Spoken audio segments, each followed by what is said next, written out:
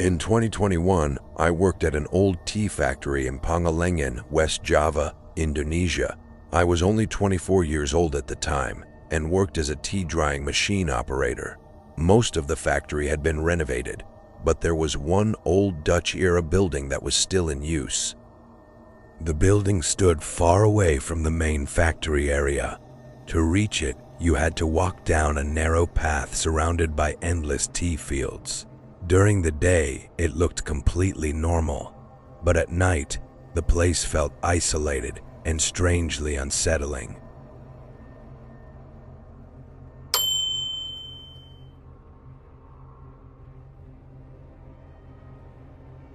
On my very first day, one of the senior operators gave me a strange warning. If you ever work the night shift and hear a whistle coming from the tea fields, never whistle back. Then he smiled and walked away. At first, I thought it was just another joke for the new guy. But after a while, I realized every senior worker gave the exact same warning. None of them explained why. They only told me never to answer a whistle coming from the plantation. For the first few months, nothing unusual happened. I worked the evening shift, left before sunrise, and sometimes stayed until morning during peak season.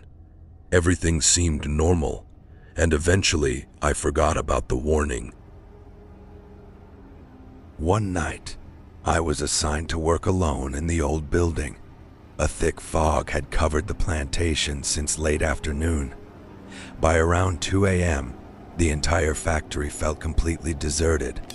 The only sounds were the drying machines and the wind outside. While recording production data, I heard a whistle coming from the tea fields. Just one short whistle. At first, I assumed it was a security guard patrolling outside the factory grounds. A few minutes later, I heard it again. This time it sounded closer. What felt strange was the pattern. Short, long, then short again. It sounded less like a random whistle and more like someone trying to call another person. I started feeling uneasy, curious. I stepped outside and looked toward the plantation.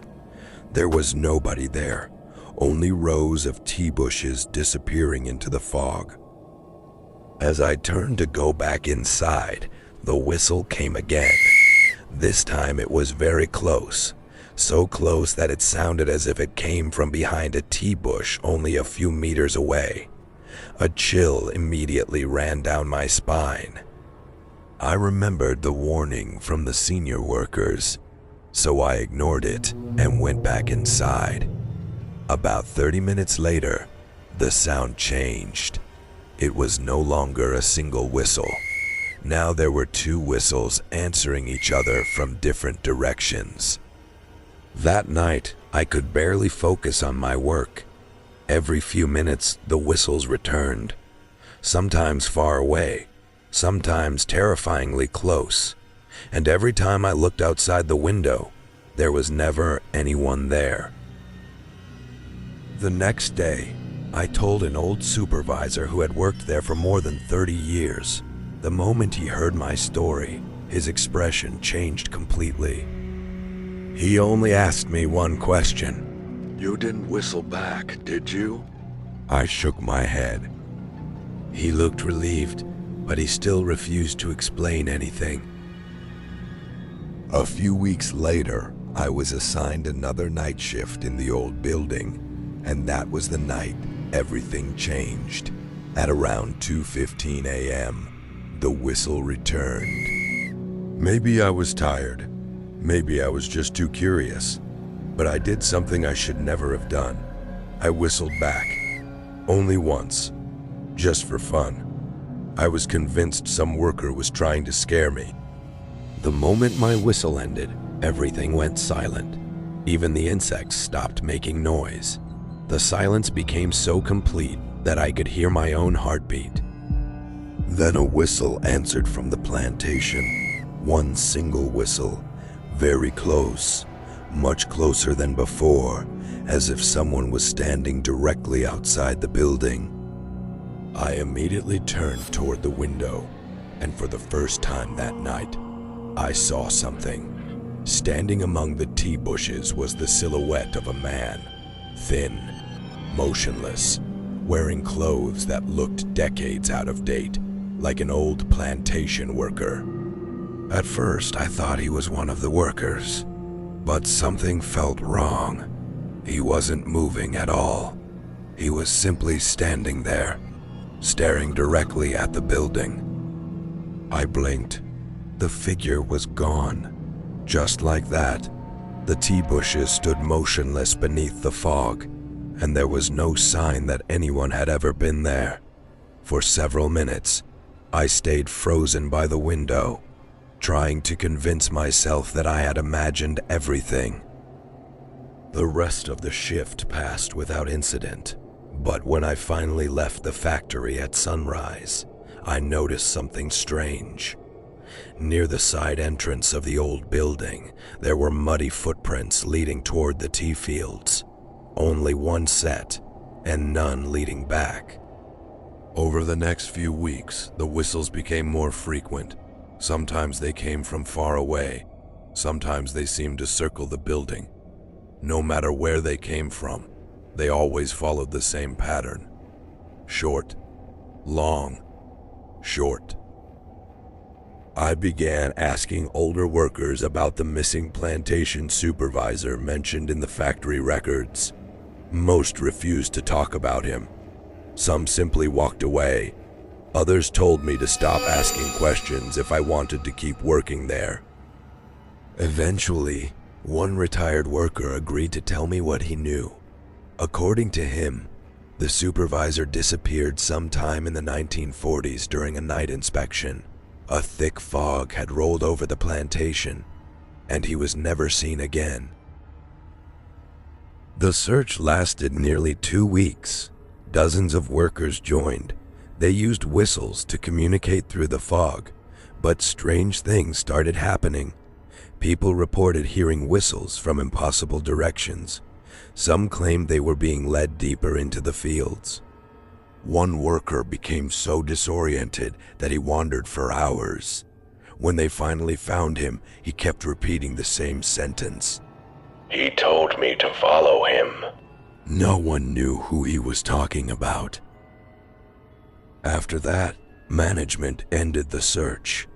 The supervisor was officially declared missing. But from that day forward, a new rule spread among the workers. If you hear a whistle from the plantation after midnight, do not answer it. The story should have scared me. Instead, it made me more curious. I wanted to know who or what I had seen standing among the tea bushes that night, and that curiosity would become my biggest mistake. Near the end of the harvest season, I was working another night shift. The fog was thicker than usual. Visibility outside was almost zero. At exactly 2:15 a.m., the whistle returned. This time, it came from inside the building. The sound echoed from an abandoned hallway behind the drying room, a hallway that nobody used anymore. I grabbed my flashlight and slowly walked toward it. The air felt colder with every step. At the far end of the corridor, I saw someone standing there. A man, thin, motionless, wearing old plantation clothing. His back was facing me. I wanted to run, but for some reason, I couldn't move. The figure slowly raised his right hand. Something metallic reflected the beam of my flashlight. It was an old whistle. Then he blew into it, one long piercing note. The sound echoed through the entire building. At that exact moment, every machine in the factory suddenly shut down. The building fell silent. The figure slowly turned toward me. For the first time, I saw his face. His skin looked pale and weathered.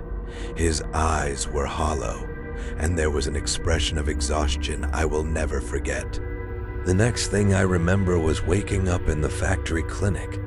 According to my coworkers, they found me unconscious in the abandoned hallway just before sunrise. No one knew how I got there. Lying beside me was an old rusted whistle. The workers had never seen it before. Management searched the entire factory but found no records of it. It was as if the whistle had appeared from nowhere. A few months later, I resigned and left the factory. But the warning still exists today. Every new worker hears the same words. If you ever hear a whistle coming from the fog-covered tea fields at night, never whistle back. Because some workers believe the man who disappeared decades ago is still out there, still searching for a way home.